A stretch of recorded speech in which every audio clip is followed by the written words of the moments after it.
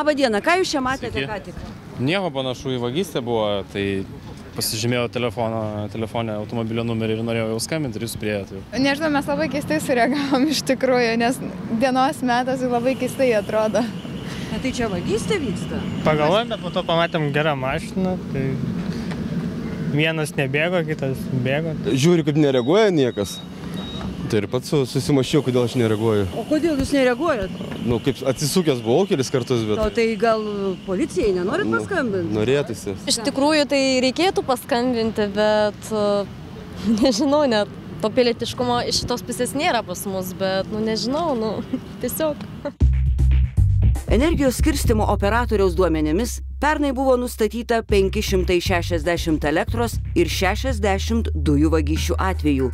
Dėl vagysčių sudegė 44 transformatoriai, o elektros laikinai neteko virš 17 tūkstančių gyventojų.